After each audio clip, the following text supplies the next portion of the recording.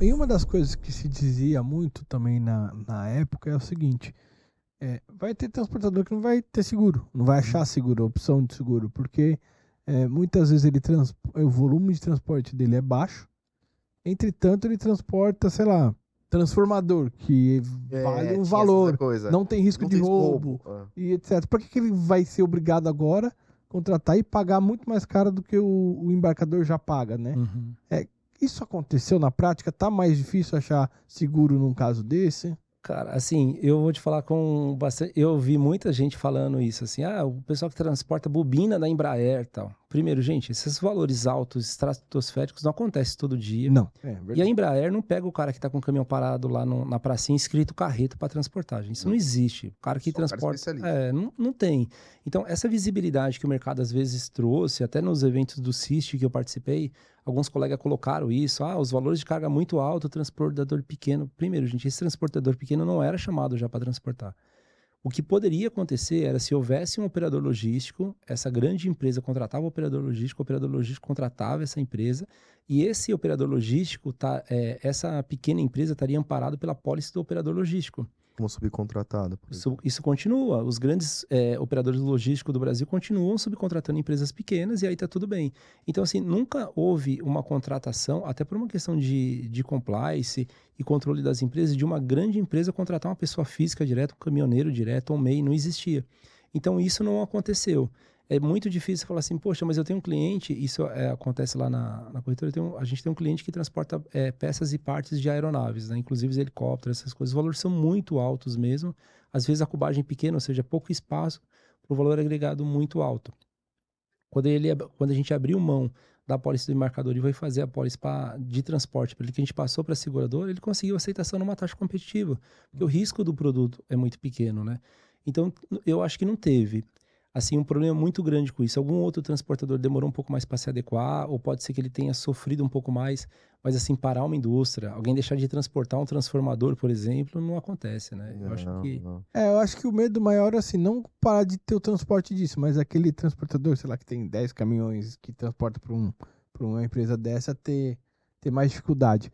Mas deixa eu te perguntar outra coisa, Roberto. Outra coisa que falavam muito na época, acho que teve uma reportagem que foi um pouco exagerada, que disse que o custo do Brasil ia aumentar 1000% por causa, não sei se era 1000, mas era um número bem bem elevado. alto, é. Só dando, enfim, um exemplo. Por causa da nova lei. Acho que o número ali estava um pouco exagerado, mas também acho que, pegando o mesmo exemplo do transformador, do motor de avião, esses produtos que às vezes não têm um risco de roubo tão alto, e transformar isso em seguro obrigatório e não deixar isso dentro do empresário decidir o que ele quer fazer ou não, acho também um exagero, né? Uhum, Diferente, por exemplo, que você falou do RC ambiental. Esse devia ser obrigatório. Não sei se é para o sim. transporte. Esse devia. Porque o dano social é muito grande. O RCV, com limite alto, Sim. deveria. Né? Agora, o roubo desse negócio, você acha que causou, de fato, esse aumento de custo e etc? Cara, foi na contramão. Eu até li quando o Reino Unido colocou alguns seguros obrigatórios, isso há muito tempo atrás, tá? Houveram alguns tentativa de greve, essas coisas dizendo que ia encarecer. E com o tempo ia haver inflação, desculpa, ia haver inflação. E com o tempo a gente percebeu que houve uma diminuição no custo do seguro. Porque a gente que trabalha com seguro sabe que o seguro baseado é mutualista. Quanto mais pessoas contratam, a tendência do seguro ficar mais barato é maior. Então eu acho que teve isso. Primeiro também que não parte, por exemplo, das seguradoras, a arrecadação de prêmio não mudou. Ficou, no meu entendimento, muito melhor tratar com um transportador do que um grande embarcador. Porque imagina só, o grande embarcador tem o Propet, tem linhas financeiras, tem vários seguros, entre eles o de transporte. O transporte está performando mal, mas dentro de todas as linhas, a seguradora olha para o negócio e fala, cara, tá tudo bem. Dentro do pool de seguros que ele tem, tá bacana. Quando essa pólice sai do embarcador e vai para o transportador, se a pólice do transportador não está performando legal, ela ajusta o GR, ela agrava a taxa, ela coloca uma franquia, porque o poder econômico da seguradora perante o transportador é menor, diferente do embarcador, que às vezes o embarcador tem um poder econômico mais forte do que a transportadora. Então, às vezes nós víamos a nossa sinistralidade piorando muito na carteira de transporte e a gente não percebia que os grandes agressores eram os grandes embarcadores. Porque as taxas lá embaixo, as apólices tudo ajustável, né? Faz uma apólice com 18 meses aí de vigência, com uma taxa baixinha. Eles transportam mais do que o previsto, não querem pagar depois o ajustamento. É assim, se tem sinistro, eles pagam o ajustamento. Se não tem sinistro, não, mas eu não tive sinistro, me dá isso como desconto, um cashback. Vocês conhecem bem como que trabalha isso. Então, eu ficava olhando para a seguradora dizendo, cara, a arrecadação de prêmio vai ser teoricamente maior, porque vou ter uma taxa para o transportador maior do que é do embarcador, vou ter uma gestão melhor de portfólio, porque tratar com o transportador é mais fácil do que tratar com o embarcador. Então, esse é um ponto. O segundo é que quanto mais pessoas contratando, a tendência do seguro de fato é ficar menor. E uma coisa que acontece também, assim, eu já presenciei casos de transportadores pequenos ter sinistro e falar, cara, se a gente não receber da seguradora, eu vou ter que vender o caminhão. E vender o caminhão para eles representa... É o business do cara. É o business dele, é o que você falou bem, né? Então, assim... Reduz faturamento, ou ele tá todo endividado, às vezes é o único caminhão, ou tem poucos caminhões quitados, isso mexe muito. E o seguro vem para repatriar isso. Então, isso também deu para o transportador um outro olhar, porque muita gente tinha esquecido do seguro de transporte e com essa mexida da lei isso voltou à tona. E uma coisa que a gente faz muito lá na corretora é dizer quanto que representa o seguro dentro da operação dele. A gente tem alguns gráficos que a gente mostra em Excel que a gente mostra quanto que custa o seguro por operação. Então eles percebem que não é um custo proibitivo, né? Porque é muito comum o segurador falar, o transportador falar, cara, isso é um custo para nós, mas um custo quanto? Às vezes eles não sabiam, né? A gente até fala, toda cobertura nova, o formato de proposta que a gente manda, a gente coloca lá, por exemplo, taxa adicional de 0,1. 0,1 representa R$100 a cada 1 milhão transportado. Porque às vezes ele não tem noção de quanto representa. Fala, mas a do concorrente é 0,2 e a sua é 0,3. Tá, mas minha 0,3 cobre danos a terceiro, cobre excesso de velocidade e tal. E a cada 1 milhão que você transportar é R$100. Você transporta 5 milhões a 500. Essa é a melhor maneira de exemplificar uma venda, né? É isso. Você mostra em número ali, o cara fala, mas só isso por meu risco? Sabe onde que eu aprendi isso? Quando a gente tinha problema de boleto bancário. O cliente não pagava, a gente mandava o boleto muito em cima, isso lá no começo da corretora. Uhum. E aí o cliente ligava e falava assim, pô, Roberto, eu recebi o boleto ontem, não consegui pagar, não vou pagar, não acho justo pagar os juros. Aí a gente pedia prorrogação para a companhia, aí eu vi no banco, o cara dava tipo R$3, R$4. E aí eu comecei a falar na ligação, falei, cara, você sabe que os juros que representa tipo R$6? Você já leu ali? Cara, puta, você tá de brincadeira, não paga, na época o telefone era pago ainda, o celular era... Não paga a ligação. Não paga a ligação, cara, puta, desculpa, não quero te incomodar com isso. Então eu comecei assim, pô, os clientes não têm percepção de quanto representa, né? Então isso também foi muito legal, quando a gente faz embarque esporádico. O brasileiro tem esse negócio, ufa, É isso, Rafa. Esse negocinho aqui, sabe? Tipo, pô, vou ganhar... Ou preguiça de ler, né? Não, mas o brasileiro, ele tem esse negócio da negociação. Puta, levei uma vantagem aqui.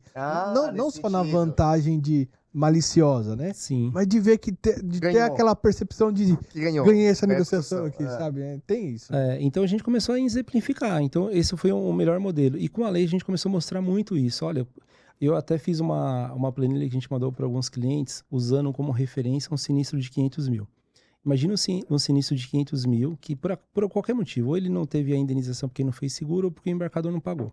E essa demanda vai judicial. Se ele contratar um advogado, no mínimo o advogado vai cobrar 10% do valor da causa. 10% de 500 mil é 50. Ele vai ter mais as custas advocatícias para pagar lá, para se defender e tal. Vai rolar esse processo. Vamos imaginar que ele perca o processo. Isso vai ser rolado de juros, dano, essas coisas. Esses 500 mil vai virar uns 700 e pouco. Aí ele não tem esse recurso para pagar. O que as seguradoras fazem? Pegam os bens dele como garantia. Vai lá justamente no caminhão que o cara tem. Aliena o caminhão, coloca o caminhão como garantia. Aí tem que pagar. Cara, aí vira um salseiro muito grande.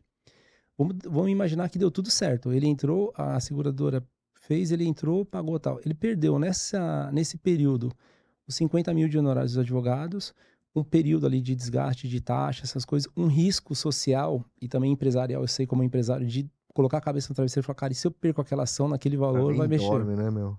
E aí eu te falo, cara, tudo isso não justifica você pagar às vezes R$2.000 de seguro, porque qualquer carga que você tiver vai estar próxima a R$500 mil, você terá o amparo de uma seguradora e você não vai ter o risco de perder isso lá na frente. Boa. E aí o empresário olha para aquilo e fala, puta, cara, é verdade, vale mais a pena eu fazer isso, né? Então, quando a gente começa a demonstrar isso para ele, porque existe também no mercado uma coisa muito ruim, e eu acho que nós corretores precisamos mudar esse parâmetro, às vezes a gente não demonstra para o cliente todas as coberturas dos seguros, todos os benefícios, né? Eu comprei um carro importado uma vez, e aí bateu uma pedrinha no vidro e trincou o vidro, né? Esse que eu tinha não era blindado, eu fui na concessionária trocar, e o cara falou, não, mas o seu carro não cobre o vidro original. Falei, mas como assim não cobre o vidro original? Porque o vidro da Você tem que concessionária... trocar quando sai da concessionária o vidro? Aí você tem um negócio de marca, né? Você tem que comprar uma cobertura adicional que cobre lá. O meu carro era uma Mercedes, então o para-brisa da Mercedes vem com o símbolo da Mercedes. Se você coloca fora da Mercedes, não vem o símbolo da Mercedes. Aí quando você vai vender o carro, ele desvaloriza, porque... E aí eu liguei, porque eu não faço o seguro dos meus carros. Então eu liguei, cara, mas por que não tem isso? Ah, porque isso custa 105. Cara, se você tivesse me dito, eu tinha comprado. Porque eu acho que é uma cobertura válida, é um risco que pode acontecer. Ou mesmo que eu não tivesse comprado, pelo menos eu tinha ciência. Então, quando a gente manda as propostas para o cliente, normalmente a gente manda 3 opções: a cobertura básica mais as coberturas da SUSEP e todas as nossas coberturas. E lá embaixo a gente exemplifica com a taxa quando dá, e a gente faz uma outra coisa também que eu acho muito assertiva. Eu coloco quanto é de valor em médio cobrado. Então eu tô dizendo assim, ó, minha taxa final é 0,07. Você está cobrando em média 0,5% do seu cliente. Então você cobrar, sei lá, 50 mil, meu taxa de seguro vai dar 15. Então o cara olha aqui dizendo, poxa, mesmo fazendo um seguro mais completo, eu vou ter um save aí nessa composição de 35 mil reais, 45 mil reais. Isso funciona muito bem. E demonstra também para o transportador que a gente sabe com o que a gente está fazendo, né? Porque a gente sabe que ele está cobrando de valor maior, tá? Então essa composição a gente consegue fazer muito bem e aí fica muito mais fácil de vender, né? A gente tem uma taxa de fechamento de 60% na corretora. Cada 10... de índice de fechamento? Isso. Caramba, que legal. Cada 10 propostas que a gente manda, a gente fecha a 6, em média 6. Caraca. E eu acho que veio muito da gente entender isso do mercado.